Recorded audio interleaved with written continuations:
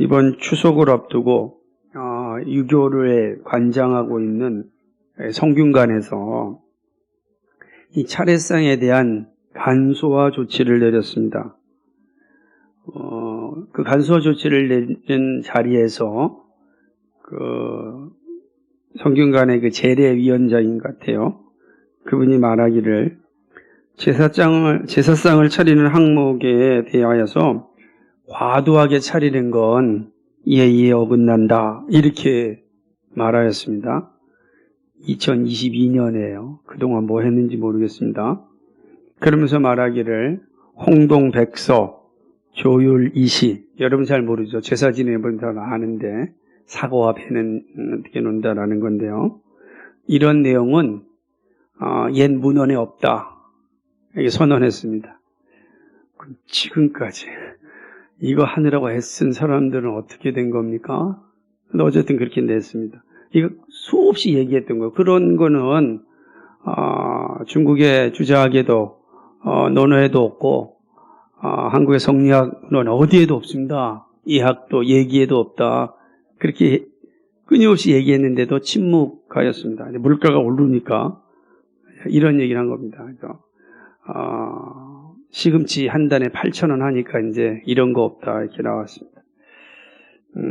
참 저 이 말 들으면서 씁쓸함을 느끼지 않을 수 없었습니다. 본문의 이 내용들을 정말 지금 알았을까요? 그렇지 않았을 겁니다. 근데 이제 와서 없는 것을 해왔다고 말하는 것입니다. 그런데 이것도 완벽한 사실을 알려준 건 아닙니다. 유교는 죽은 조상이 귀신이 된다라고 생각합니다. 이렇게 말하는 것은 유교에서는 사람은 리와 기로 구성되어 있다. 또 여러분이 쉽게 생각한다면 양과 음으로 이렇게 조성되어 있다. 이렇게 이야기를 합니다.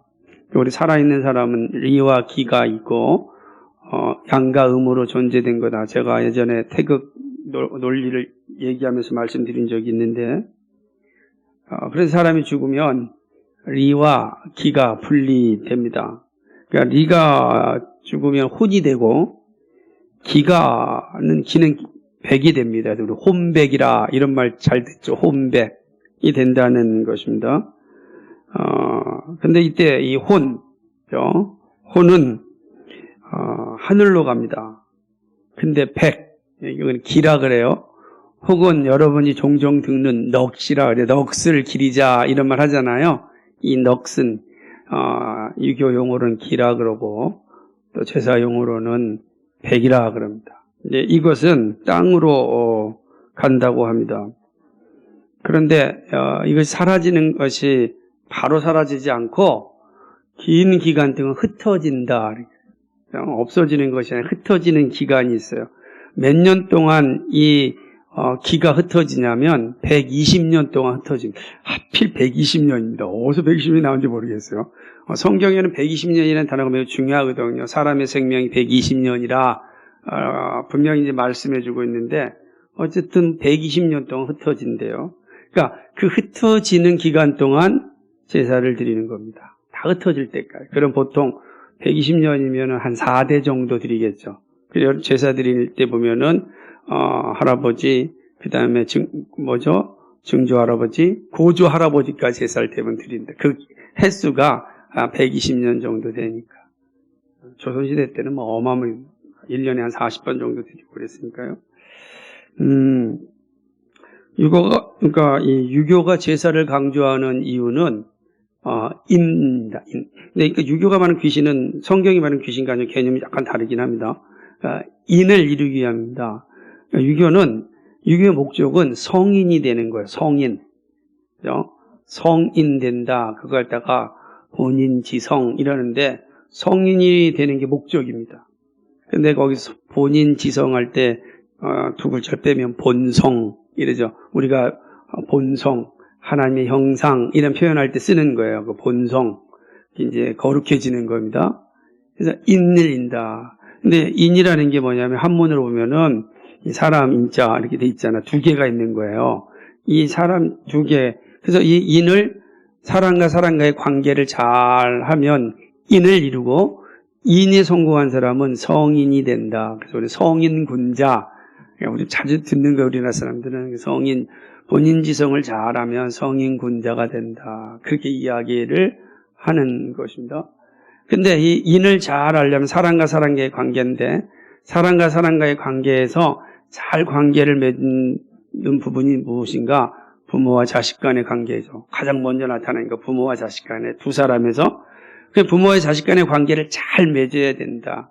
그래서 부모는 자식을 잘 가르쳐야 되지만 이 유교 입장에서는 자식이 부모의 관계를 잘 봉양하는 것, 그것이 인을 이루는 거예요. 효를 이루는 것이고 그걸 잘하면 성인이 된다. 근데 이거는 유교의 그 학자들은 양반 가문들은 글을 알잖아요. 논어맹자를 다 아니까 그 의미를 알아요. 왜냐하면 논어맹자나 예기나 상강오륜에서는 이 표현을 쓸 때는 이건 정성의 문제입니다. 제사는 귀신이 오는 문제가 아니라 내가 부모에게 어떻게 정성을 잘 드려야 되는가, 정성의 문제예요. 정성껏 잘 드리면 돼요. 그래서 그 부모가 평상시 살 때 좋아하는 거 잘 드리면 되는 거예요. 그래서 그냥 부모를 추억하는 거예요. 그래서 유교의 제사는 법원 추원이라 그래요. 그러니까 본래의 나의 기원을 추억하면서 시간을 보내는 겁니다. 그래서 우리가 다 내가 어디서부터 왔는가, 나의 어머니, 나의 할머니를, 나의 할아버지를 기억하는 시간이 이제 제사라고 하는 이 시간이에요. 그게 언제 드리는가? 명절이 오면 우리가 생각하자라는 거예요. 잘 보세요. 여기 이제 양반들은 글을 읽으니까 그 의미를 알아서 잘 드렸습니다. 근데 문제는 조선시대에 글을 알 수 있는 퍼센트는 10%가 안 됐어요. 그러니까 나머지 90%는 글을 못 읽었단 말이에요. 글을 알지 못하는 90%가 이 뜻을 알겠습니까? 이 뜻을 알지 못하니까 이들은 이제 제사 자체를 오해하기 시작하고 당시에 돌아다녔던 무교의 신앙이 이제 들어옵니다. 무교의 신앙은 이렇게 되었습니다. 조상을 잘 섬기면 조상신이 와서 우리에게 복을 줄 것이고, 그러나 우리가 조상신을 잘 못 섬기면 우리에게 화를 줄 거다. 이거는 그냥 지식이 없는 일반 90%의 시민들이 가지고 있는 생각이 단순한 민간신앙이에요. 이거를 이제 이용합니다. 이 지식을 가진 성리학자들이 이용하죠. 이 성리학이 가지고 있는 아주 나쁜 모습 가운데 하나인데, 정치인들이 이것을 이용하여서 제사 자체를 한 나라를 이끌어가는 그런 어떤 제도로 삼기도 하였습니다. 그러니까 유교에서는, 정상적인 유교에서는 죽은 사람이 다시 와서 제사밥을 먹는다는 가르침이 없어요. 왜? 다 흩어지니까. 120년 동안 흩어진단 말이에요. 흩어지는데 언제 옵니까? 기가 흩어지고 있는데, 그러니까 지금 현재 드리는 제사상이라는 건 전혀 이제 유교가 말하는 것과는 개념이 다르죠. 그러니까 앞서서 말하는 거예요. 앞서서 이번에 성균관장이 얘기하기를 말하는 겁니다. 간소해도 상관이 없다. 정성이 중요하다. 원래 핵심이 정성이었기 때문에. 그러니까 참, 도대체 뭐하고 살았는지 모르겠어요. 그렇게 얘기해서 안 들었으니까. 이게 되어진 것입니다. 물론 이제 유교의 제례법에 보면은 신령에게 제사하는 행위도 있어요. 근데 이 신령이라고 하는 건 단순히 귀신만 얘기하는 것이 아니라 범신론이기 때문에 모든 만물에 깃들어 있는 홀령의 제사를 드린다, 이런 개념을 가지고 있는 것입니다. 그렇게 본다면 기독교가 들어와서 이 추석 때 왜 제사를 지낼 때 반대하였는지가 명확해지는 거죠. 첫 번째 의미, 법원 추원, 부모님을 추억하고 생각하고 그 앞에 모든 가족들이 모여서 식사를 하면서 그 부모님을 추억하는 시간이 너무 좋은 거예요. 그건 기독교가 전혀 문제 삼지 않죠. 왜냐하면 십계명에 뭐라 그랬습니까? 내 부모를 공경하라. 공경하는 시간을 가지니까 아름답습니다. 근데 문제는 없는 거를 가르치는 이 무속적 개념이 유교로 들어온 거죠.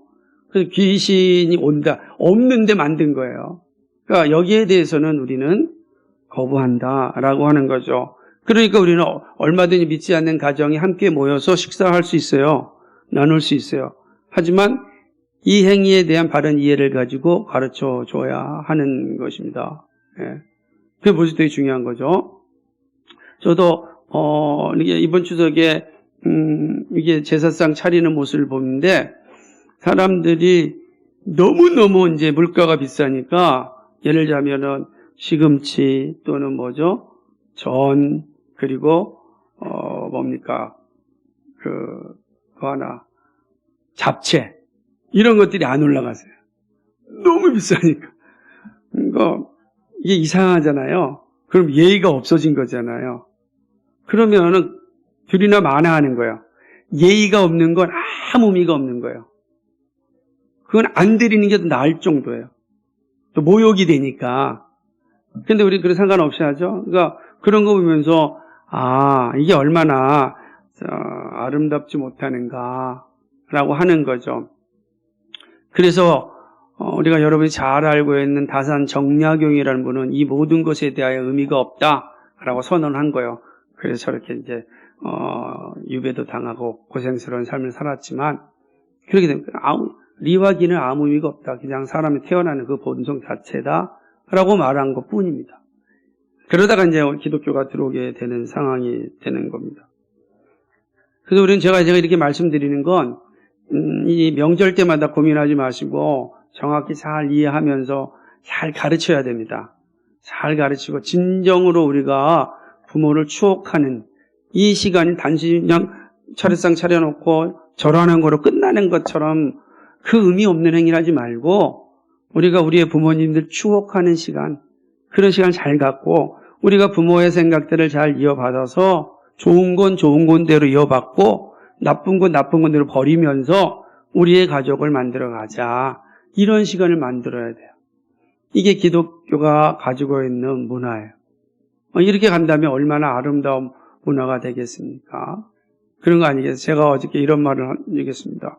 아니, 제사상을 차리는데 부모가 와가지고 먹는다는 거예요. 근데 맨날 올라가는 것 중에 하나가 조기 같은 게 올라가요. 생선 까치 같은 거. 저는 생선 정말 싫어합니다. 정말이 아니라 잘 좋아하지 않아요. 이 트라우마가 있어서 가시가 목에 걸려가지고 병원에 가가지고 한번 뺀 경험이 있어서 가시가 많은 건 안 먹어요. 특히 조기가 되게 많잖아요. 그래서 제가 죽었는데 제사를 드렸는데 그 자리에 조개를 올려놓으면 제가 와서 먹겠습니까? 살아서도 안 먹는 제가 와서도 먹겠냐고. 얼마나 무의미한 건가. 여러분, 우리가 여러분 이제 추석을 잘 지내면서 앞으로도 마찬가지지만 정말 아름다운 문화를 만들어 가야 됩니다, 여러분이. 그래서 정말로 온 가족이 이 명절 때마다 명절 증후군에 빠지지 말고 명절이 축제가 되는 시간을 만들어야 돼요. 기독교는 명절이 축제다 이렇게 가르치는 거예요. 명절이 축제예요. 같이 나누는 시간이다. 이 생각을 잘 가져야 된다라고 하는 거죠. 왜 그러냐면 추석은 원래 목적이 공동체의 축제였어요. 그래서 우리나라 원래 추석은 온 공동체가 축제를 즐기는 날이 추석이었어요. 추석날 모여서 모두가 즐거워하고 축제를 누리는 겁니다. 오늘날 같은 페스티벌이 일어나는 거예요. 온 동네가, 온 마을이 다 이 페스티벌 하는 것이 추석의 날입니다. 근데 지금 추석이 전혀 그런 개념이 아니잖아요. 한가위마다 그런 축제를, 한가위라는 축제를 하나님 주셨는데 그 축제를 제대로 누리지 못한다면 주신 분을 부끄럽게 하는 거야. 하나님은요, 각 나라마다 절기를 주셨습니다.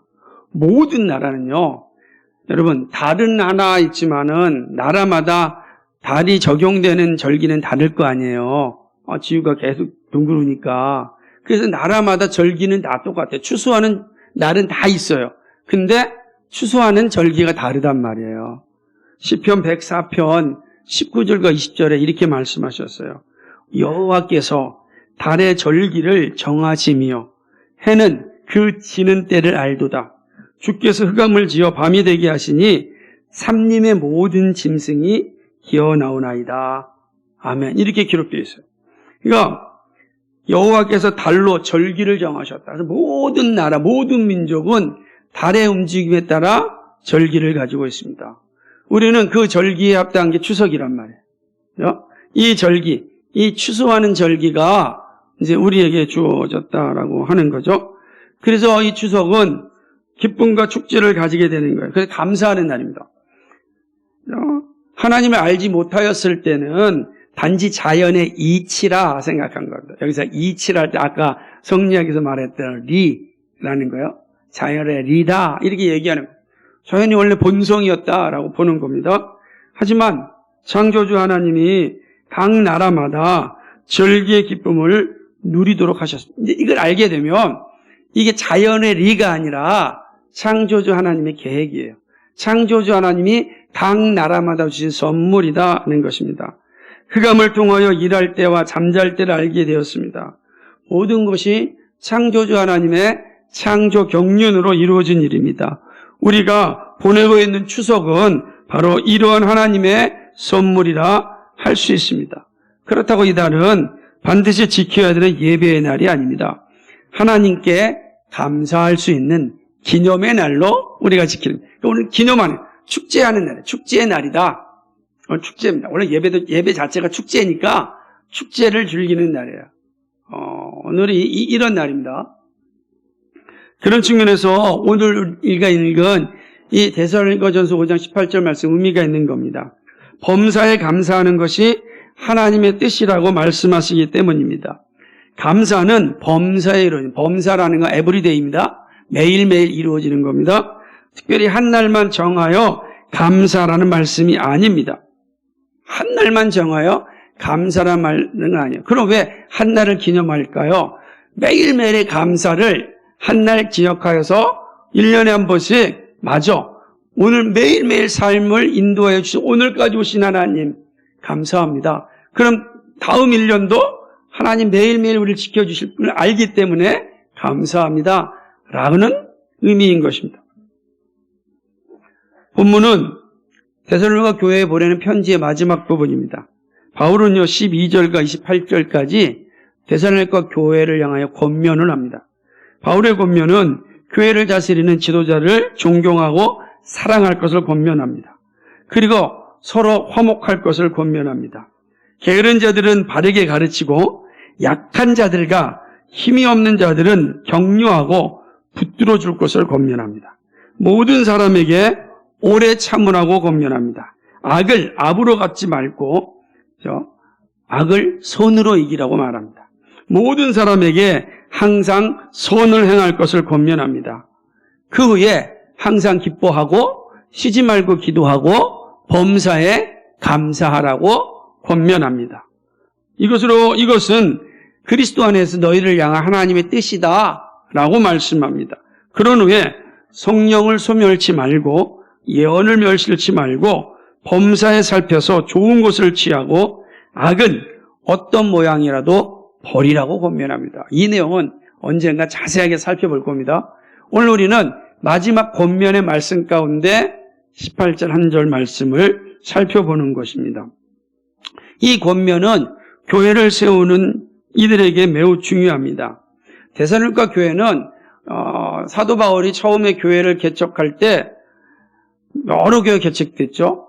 데살로니가 교회, 고린도 교회, 에베소 교회, 많은 교회가 개척되었을 때에 바울이 가장 사랑스러웠던 교회 중 하나였습니다. 왜냐하면 데살로니가 교회는 믿음과 소망과 사랑에 충만한 그런 교회였습니다. 칭찬받았어요. 인근 모든 지역에 칭찬받는 교회가 데살로니가 교회였습니다. 그런 데살로니가 교회를 향하여 바울은 마지막, 오늘 권면의 말씀 오기 전에 매우 중요한 말씀을 전하는데 주님의 재림을 준비해라. 주님의 재림을 준비하는 그러한 교회가 될 것을 아주 강조하였습니다. 어떤 교회보다도 건강하고 아름다운 교회입니다. 그런 의미에서 바울의 마지막 권면은 더 가치 있게 다가오는 것입니다. 왜냐하면 모든 면에서 본이 되는 교회를 향한 권면이기 때문입니다. 모든 면에서 본이 되는 교회에 또 권면할 게 뭐가 있겠습니까? 그 자체로 잘하면 돼. 그러면 될 거 아니겠습니까? 그죠? 근데 우리나라 말이죠. 잘 달리는 말에 채찍을 더 잘할 수 있게 하라고 하는 말씀처럼 바울은 데살로니가 교회를 향하여 한 번 더 권면합니다. 잘하고 있지만 더 잘해야 된다. 너희들의 그 칭찬이 한시적으로 끝나는 것이 아니라 영원한 칭찬이 됐으면 좋겠다. 이렇게 말씀하는 의미와 같습니다. 그런 의미에서 본이 되는 교회를 소망하는 우리에게 있어서 이 말씀은 깊이 새겨드려야 될 내용입니다. 그러니까 이 바울의 권면은 우리도 본이 되는 교회가 되고 싶지 않습니까? 그래서 주님 모심을 맞이하는 교회가 되고 싶다라고 하는 게 우리 교회의 목표라면 오늘 바울이 데살로니가 교회를 향하여 행하고 있는 권면을 깊이 새겨들어야 한다는 것입니다. 오늘은 그 가운데 범사에 감사하라는 말씀을 살펴봅니다. 일상에서 감사하는 삶을 사는 것은 하나님의 뜻입니다. 하나님은 그리스도의 십자가의 은혜로 구원받은 자녀들이 가지고 있어야 될 삶을 말씀하면서 범사에 감사라고 하였습니다. 범사에 감사하는 것이 하나님의 뜻이다라고 이야기하는 겁니다. 범사에 감사라는 것이 하나님의 뜻이다. 그 이유가 무엇일까? 그 이유를 살펴보고 그리고 그럼 어떻게 감사를 해야 될까 생각해 보고자 하는 것입니다. 그리스도인 우리가 범사에 감사할 수 있는 이유는 바로 그리스도의 은혜 때문입니다. 범사에 감사하는 것은 그리스도의 은혜로 구원받았음을 확신해야 가능합니다. 내가 그리스도의 은혜로 구원받았다. 나는 원래 별 볼 일 없는 존재였는데 죽어 마땅한 존재였잖아요. 우리가 예수 믿기 전에 우리의 최대 목표는 욕망이에요. 이 세상적 욕망이거든요. 돈을 사랑하는 거죠. 일만 악의 뿌리가 되는 돈을 사랑하는 것이 모든 인간의 목적이었어요. 그래서 돈을 벌기 위하여 온 인생을 다 바치고 돈을 벌 수만 있다면 사람을 죽이는 일도 아낌없이 할 수 있는 게 우리들입니다. 그게 삶의 목적이니까. 근데 예수 그리스도를 알고 난 뒤에 삶의 목적이 바뀌지 않았습니까? 그래서 우리가 소리 문답 밀문에서 고백하듯이 사람이 제일 되는 목적이 무엇입니까? 라는 질문에 사람이 제일 되는 목적은 하나님을 영화롭게 하고 그를 영원토록 즐거워하는 것이 우리의 목적입니다. 왜 열심을 다해 돈을 버십니까? 하나님을 영화롭게 하고 그를 영원토록 즐거워하기 때문입니다. 목적이 완전히 바뀐 거죠. 그러므로 지금 돈 버는 건 단지 수단이지 목적이 되는 게 아니에요. 우리의 인생 자체가 예수 그리스도를 만나면서 완전히 바뀌게 된 것입니다.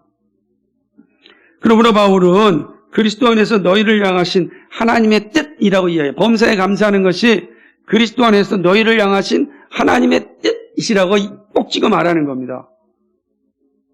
범사에 감사하는 명령에 순종하는 일은 쉽지 않습니다. 우리의 부패한 본성이 감사를 싫어합니다. 우리는 감사보다는요, 시기, 질투, 불평, 불만, 미움, 원망, 불만족을 더 잘합니다. 조금만 어려우면 불평하고 조금만 힘들면 불만족스럽고 다 그러잖아요. 그리고 남이 나보다 잘 되면 시기하고 질투하고 미워하고 원망하고 왜 부모는 나를 이렇게 태어났을까라고 원망하는 이게 우리의 본성이에요. 그렇게 추석 명절 때마다 가족들 모여가지고 돈 때문에 서로 싸우고 치고받고 또 칼부림까지 하는 이 끔찍한 세상을 우리가 늘 접하는 겁니다. 이게 우리의 부패한 본성이죠. 예수를 알지 못하면 이게 자연스러운 거예요. 왜? 그게 우리의 본성이에요. 그죠? 이 본성은 아까도 말씀드린 유교가 말한 본인 지성이에요. 본성 그런 거예요, 우리.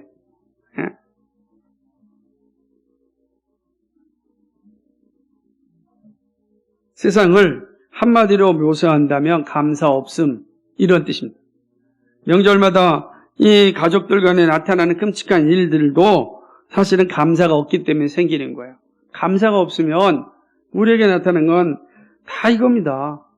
끔찍한 일이에요. 불평, 불만, 불만족, 시기 질투하고 미워하고 욕심 부리고 감사가 없으면 이게 아주 자연스럽게 나타나는 거죠. 사실 우리도 예외가 아닙니다. 대단할 것 같아도 물질의 문제의 당사자가 되면 어떠한 일을 행할지 모릅니다. 왜냐하면 작은 징조를 보면 알 수 있습니다. 작은 돈에도 온갖 신경이 곤두서 있는데 큰 문제가 되면 어떻겠습니까? 그러면 어떤 상황에도 범사에 감사할 수 없습니다. 그렇죠? 이게 민감하면요. 그럼에도 불구하고 우리가 범사에 감사할 수 있다면 그건 그리스도의 은혜입니다. 그리스도의 은혜죠. 그리스도로 인하여 구원받았다는 사실이 나를 지배하면 범사에 감사할 수 있는 자리에 이룰 수 있는, 우리 스스로는 못 가요. 갈 수 있으면 참 좋겠는데 못 갑니다. 간 사람이 없어요. 간 사람이. 네? 다시 한번 말씀드리면 유교는 성인이 되는 게 목적이었습니다. 그럼 유교 역사에서 성인이 된 사람이 있습니까? 한 사람도 없습니다. 유교 자체가 이야기하는 게 없어요. 그래서 그들이 말하는 성인은 은나라, 옛날에 이제 은나라에 그 한 사람 있는 게 왕처럼. 근데 그는 역사적 인물인지 아닌지 아무도 몰라요. 거기에 성인이다. 그걸 목표로 사는 거예요. 성경은 얘기합니다. 모든 사람이 죄를 지었기에 성인이 될 수 없다. 의인이 될 수 없다. 말 없어요. 없는 걸 있다고 우기는 것처럼 어리석은 게 없잖아요. 지금도 없고 이전에도 없고 앞으로도 없는 겁니다. 그러니까 인간 스스로가 이러한 자리에 이르는 게 불가능하다는 거예요. 이거. 그래서 마테오 리치라고 하는 분이 중국에 와서 중국 사람들을 이렇게 복음을 전할 때 천주실이라는 책이 있어요. 그 책에서 지금 이야기하는 이 문제를 딱 던졌을 때 아무도 대답을 못한 거였어요. 그래서 이제 중국의 기독교가 확산되고 오는 상황이 이르게 된 거죠. 어쨌든 간에 인간 세상에서는 성인이 되는 게 없는 겁니다. 불교는 그걸 해탈이라고 합니다. 근데 해탈한 사람이 없어요. 해탈은 되게 자의적인 행위거든요. 누가 보증해 줄 수 있는 방법이 없어요. 기준도 없어요. 어떻게 하면 해탈이 이루어집니까? 불교 경전에 해탈이라는 게 이루는 방법이 없어요. 기준이 없다고요. 그게 되게 이제 자의적인 모습이 될 수밖에 없는. 그건 성경이 말하는 겁니다. 모든 사람이 죄를 지었음에 의인이 될 수 없다. 그러니까 모든 인간은 다 그 자체로 우리는 부패한 본성으로 살 수밖에 없는 것입니다. 그리스도의 은혜가 없으면 우리는 불가능하는 거예요. 그런데 그리스도의 은혜가 우리에게 오고 그리고 그리스도를 나의 주로 고백하자 이제 삶의 변화가 이루어진 거죠. 우리가 감사할 수 있는 자리에 이르게 되는 겁니다. 삶의 목적이 바뀌어지자 비로소 우리가 감사할 수 있는 우리의 이 고백이 나오게 되는 겁니다. 이번에 휴가 때 남도 여행을 하면서 목포에 갔습니다. 목포에 가보니까 목포에는 최초의 세워진 최초의 교회도 있고 여러 가지 참 도전을 주는 내용들이 많았는데 그 가운데 목포에 가니까 김대중 노벨 평화상 기념관이 있더라고요. 그래서 왔으니까 한번 들어가 봐야 되지 않습니까? 들어가 봤습니다. 들어가서 첫 번째 글귀가 저에게 많은 도전을 줬습니다. 그 글귀에 이런 내용이었습니다. 우리가 남을 용서한다는 것은 내가 선하고 의롭기 때문이 아니다. 나도 용서받아야 할 죄인이기 때문이다.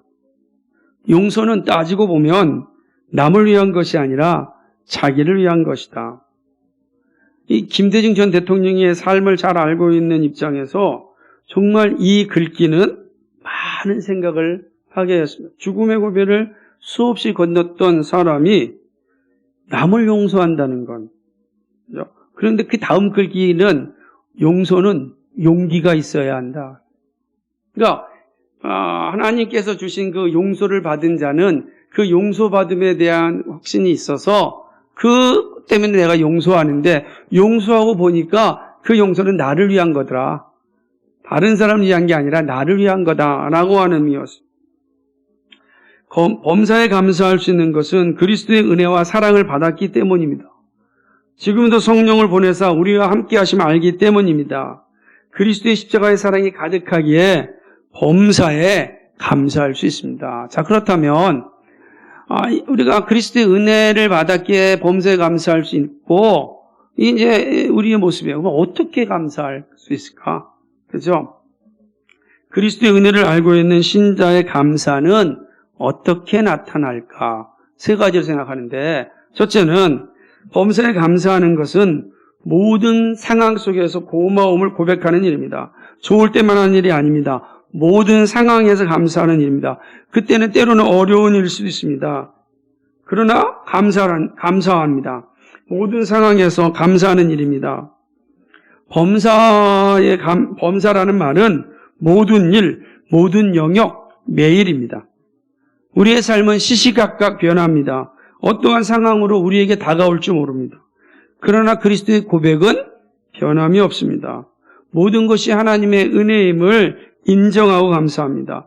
여러분요, 때로 이해할 수 없는 일들이 우리의 삶에 참 많이 다가오잖아요. 다 이해할 수 있는 일이 있다면 얼마나 좋겠어요. 이해할 수 없는 일이 너무나 많아요.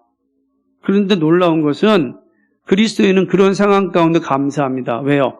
모든 것이 합력하여 선을 이루시는 하나님을 알기 때문입니다. 지금은 당장 이해할 수 없는데 그러나 하나님은 선하시고 이 모든 상황 가운데 선으로 변화시켜 주심을 알기 때문에 그런 것입니다.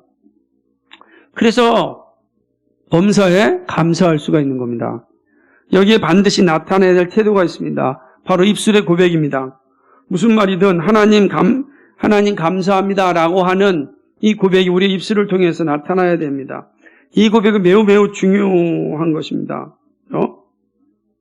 우리 교회에 자주 오시는 나한테 목사님은 다행이라는 말은 그리스도인의 언어가 아니다. 그리스도의 언어가 아니고 그리스도인의 언어는 감사라. 이렇게 자주 강조합니다. 저는 매우 동의합니다. 무슨 일에는 감사합니다. 고백하는 것이 아름답다고 생각합니다. 바울은 에베소 교회에 편지를 보내면서 새 사람을 입은 사람이다. 그리스도인은 어떤 자세인가? 그리스도인은 감사하는 사람이다. 이렇게 표현하였습니다. 에베소서 5장 4절에 보니까 누추함과 어리석은 말이나 희롱의 말이 마땅치 아니하니 오히려 감사하는 말을 하라. 이렇게 얘기했습니다. 누추함과 어리석은 말, 희롱의 말, 나를 비관하는 말, 남을 불평하는, 상황을 불편하는 말, 이런 거 하지 말라는 거죠. 성도에게 어울리는 말은 감사합니다. 감사는 그리스도인을 그리스도인답게 만듭니다. 그리스도인의 입술의 증거는 바로 감사입니다. 입술에서부터 감사가 시작될 때 삶의 전 분야로 감사가 나타납니다. 그래서 하나님 감사합니다. 오늘도 함께 해주셔서 감사합니다. 감사하다는 거예요. 감사합니다. 저는 예수 믿지 않는 사람도 일시적으로 이 일을 잘할 수 있다라는 것을 저는 경험한 적이 있습니다. 제가 여러분에게 아주 오래전에도 말씀드렸던 내용인데 제가 20살 때 친구 따라서 그 다단계 하는데 이렇게 3박 4일 훈련 받으러 간 적이 있습니다. 훈련 받으러 가는데 거기에 있는 사람들은 제가 이렇게 딱 옷깃만 스쳐도 먼저 감사합니다. 죄송합니다. 감사합니다. 화장실에 나오다가 제가 실수했는데 감사합니다. 저도 이거 뭔 소리야. 그러니까 거기 있으면 마치 천국에 있는 기분이었어요. 다 감사하대. 다 고맙다는 거예요. 일시적으로 할 수 있죠. 왜? 저를 환심 사서 다단계로 이렇게 끌어당기기 위해서 하는 거죠. 세상이 악한 목적으로도 그렇게 합니다. 한시적이죠. 그러다가 그렇게 하지 아니하면 온갖 욕을 다 퍼붓죠. 그럼 범사가 아니잖아요. 여러분, 우리가 범사에 감사하는 거, 우리의 입술의 고백이 늘 나타나야 돼요. 우리의 상황에 상관없이 감사합니다. 감사합니다. 작은 것에 감사합니다. 그 감사가 나를 나답게 만든다라고 하는 겁니다. 이런 은혜가 여러분에게 있길 바랍니다. 두 번째는요, 범사에 감사하는 것은 수동적인 것이 아니라 적극적인 행동입니다. 감사는 마지못해 하는 것이 아닙니다. 사람에게서 떠밀려 하는 것도 아닙니다. 적극적으로 표현하는 일입니다. 적극적으로 감사할 수 있으려면 준비된 마음이 있어야 합니다. 그렇지 아니하면 감사가 나올 수가 없는 거예요. 작은 일에서부터 감사할 수 있어야 합니다. 적극적인 행동이라면 실체적인 나눔을로 나가게 합니다. 그러니까 우리가 입술로부터 감사하다라고 고백하면은요, 실제로 우리의 몸이 감사의 자리에 가고 내 물질도, 내 재능도, 내 시간도 감사함으로 흘려보낼 수가 있는 겁니다. 여기서 범사에 감사하라라고 하는 헬라어 단어는요, 능동명령형입니다. 능동명령형이에요. 그러니까 이 말씀은 감사는 해도 되고 안 해도 된다라고 하는 말씀이 아니라 반드시 해야 한다는 것입니다. 왜요? 그 이유는 하나님의 뜻이기 때문입니다. 하나님은 우리들이 범사에 감사해야 함을 명령하셨습니다. 그리스도인의 실패는 하나님의 말씀에 불순종할 때입니다. 여러분 보세요. 선악과를 먹지 말라 그랬는데 먹었습니다. 방주에 모두 들어오라 그랬는데 들어오지 않았습니다. 그러잖아요. 다 들어오면 살 거다 근데 아무도 들어오지 않았습니다. 바벨탑을 쌓지 말라 그랬는데 쌓았습니다. 아론의 도화들에게는 하나님이 정하지 않은 물로 제사 드리면 안 된다 그랬는데 정하지 않는 불로 제사를 드렸습니다. 사무엘은 사울에게 하나님께 예비하기 전에 어떤 일도 하지 말라고 하였는데 불순종하였습니다. 우상 숭배하지 말라고 하였는데 불순종하였습니다. 결국 다 망했습니다. 그러니까 그리스도인의 실패, 인류의 실패는 불순종에 있는 겁니다. 범사하는 감사는 명령이에요. 순종하라. 범사에 감사하라. 여기에 순종하면 멸망하는 자리에 이르지 않는 겁니다. 순종하는 것이 사는 길이고 불순종하는 일이 죽는 일입니다.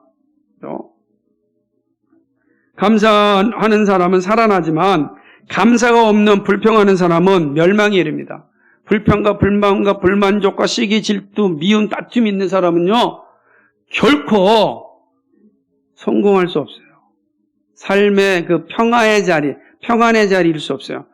서양 철학으로 이야기한다면 우리가 잘 아는 소크라테스나 플라톤이나 이런 아리스토텔레스로 이룰 때 그들이 추구하는 게 사람의 제일 되는 것이 뭐냐? 그들은 뭐라고 이야기하냐? 행복이라고 해요. 행복. 행복이 사람의 존재는 이유다 그랬습니다. 그들의 생각, 정말 그들의 생각대로 행복하려면 하나님의 말씀에 순종하면 돼요. 감사하면 됩니다. 감사하면 행복에 이릅니다.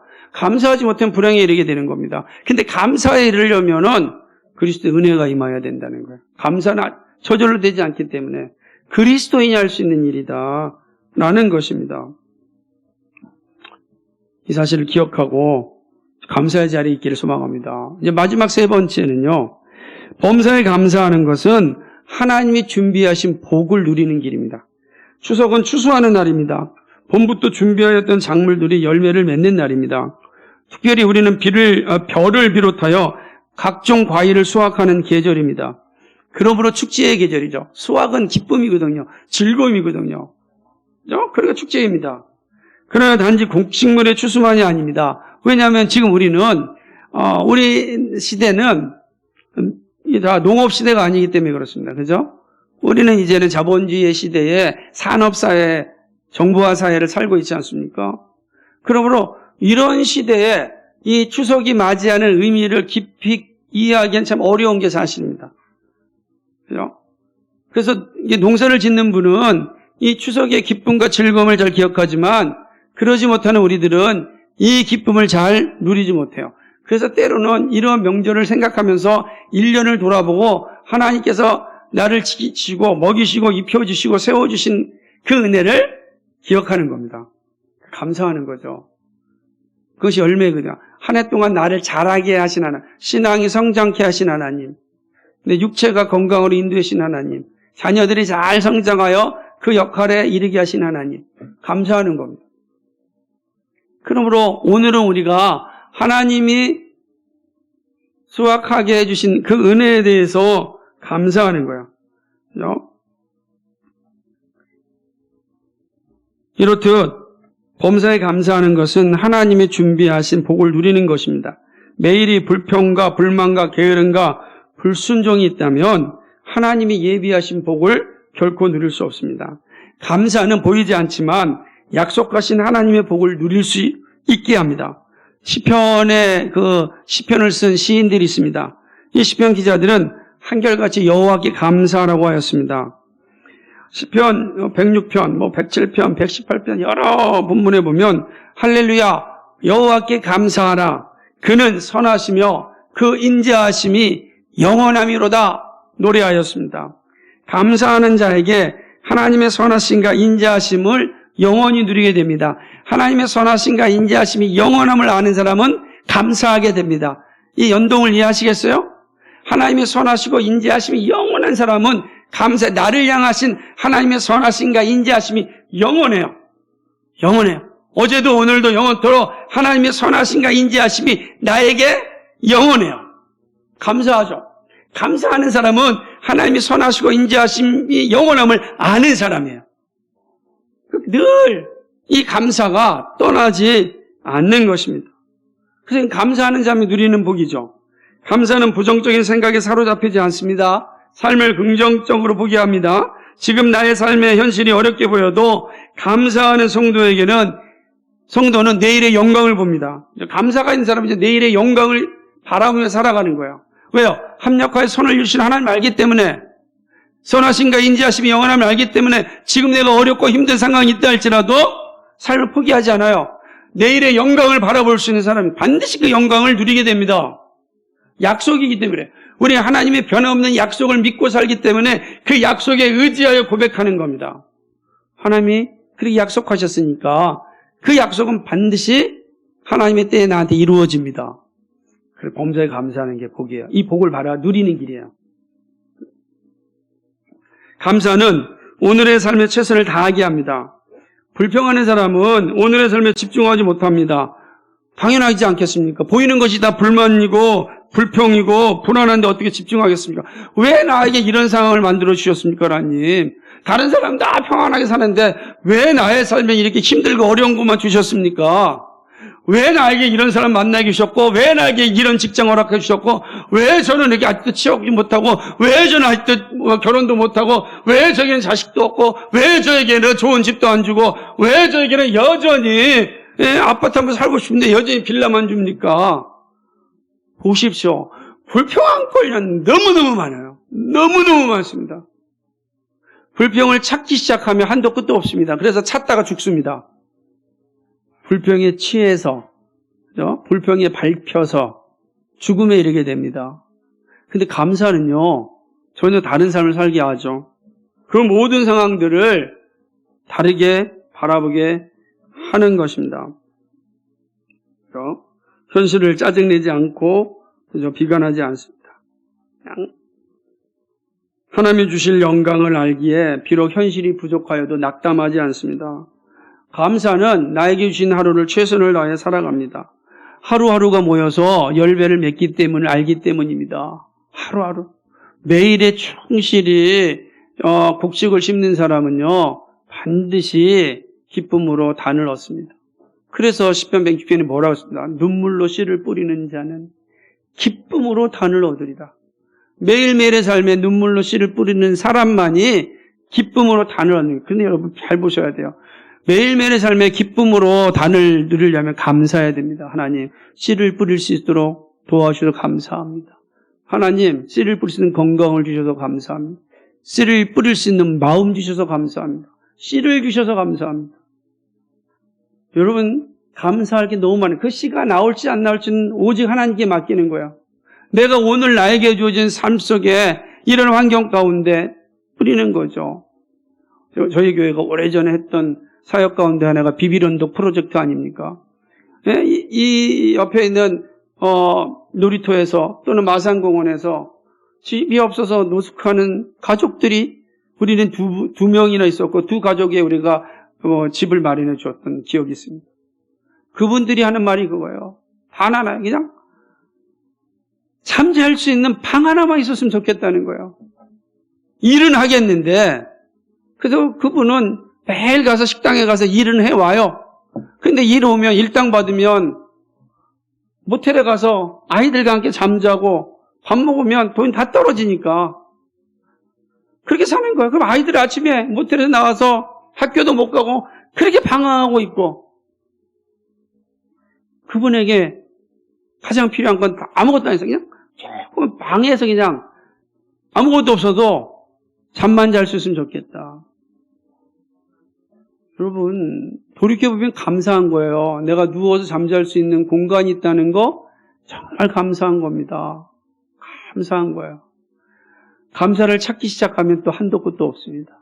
그 감사에 밟혀 살면 영광을 누리게 되는 거예요.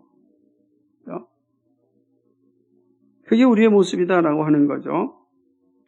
감사는 영원한 나라에서 누릴 영광을 바라보면서 살게 합니다.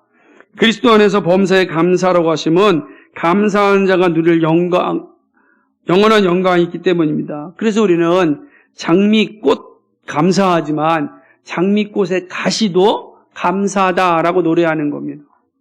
그렇죠? 장미꽃만 감사하는 것이 아니라 그 꽃의 가시도 감사하는 거예요. 그렇죠?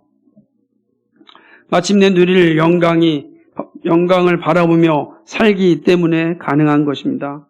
예수님이 복음을 전도하고 있을 때 예수님께 나와서 고침을 받았던 한센시 병을 앓고 있었던 10명의 사람들이 있었습니다. 예수님께서 그들의 병을 고쳐줬어요.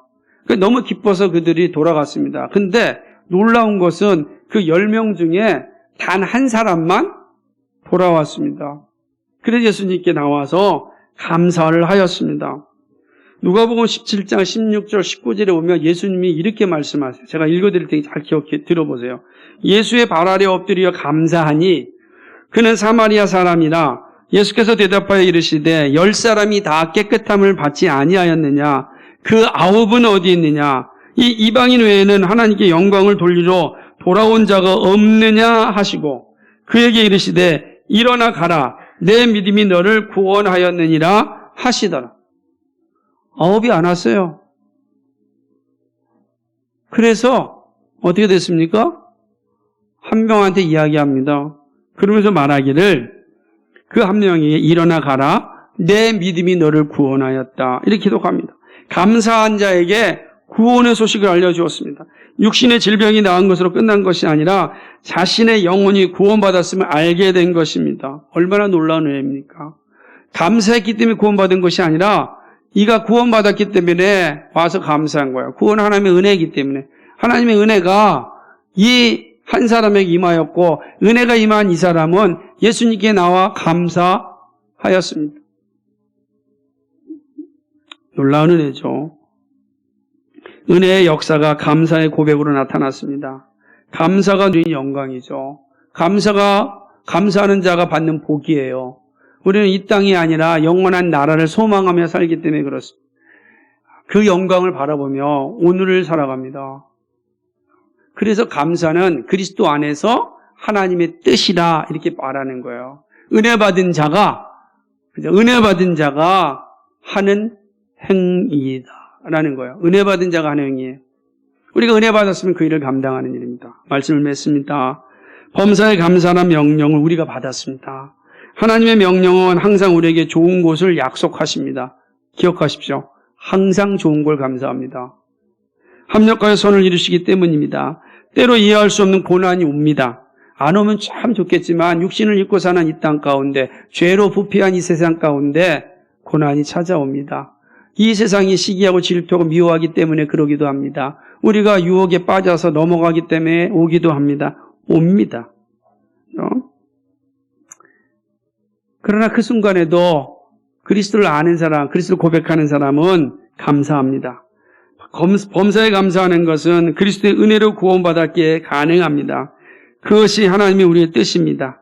은혜 받은 신자의 감사는 하나님을 영화롭게 합니다. 우리는 그것을 세 가지로 보았습니다. 모든 상황 속에서 고마움을 고백하고 수동적인 것이 아니라 적극적으로 행동하고 하나님의 준비하신 복을 누리는 길이다 살펴보았습니다. 감사는 기쁨으로 감당해야 합니다. 그런 의미에서 여러분 지금까지 감사하며 살아온 곳에 박수를 보내고 격려하며 위로를 합니다.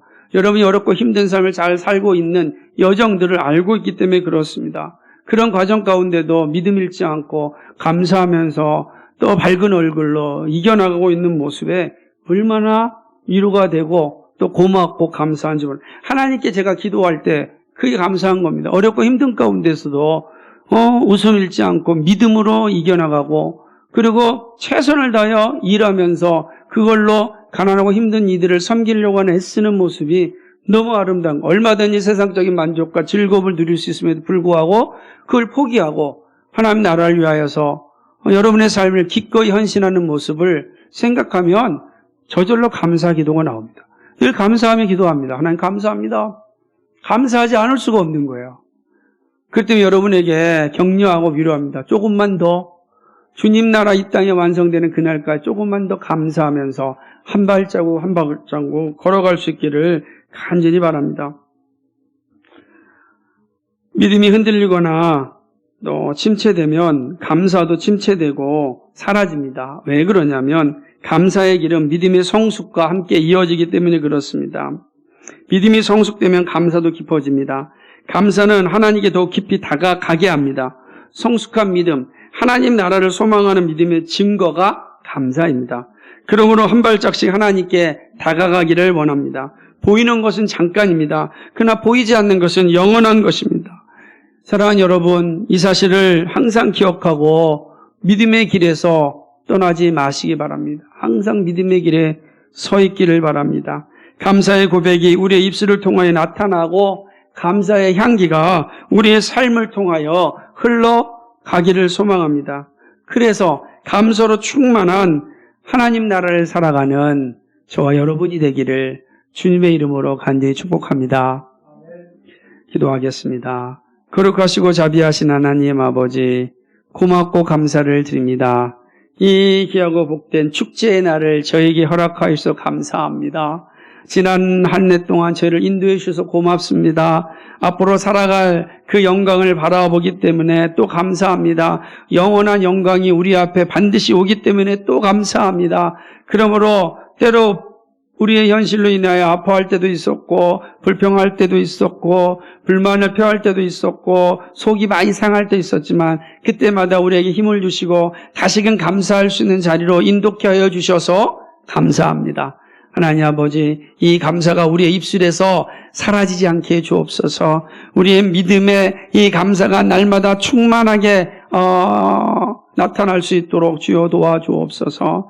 감사로 살고 감사로 지내다가 감사의 나라에 들어가는 감사하는 그리스도인 될 수 있도록 함께하여 주옵소서. 감사합니다. 우리 주 예수 그리스도의 받들어 기도하옵나이다. 아멘.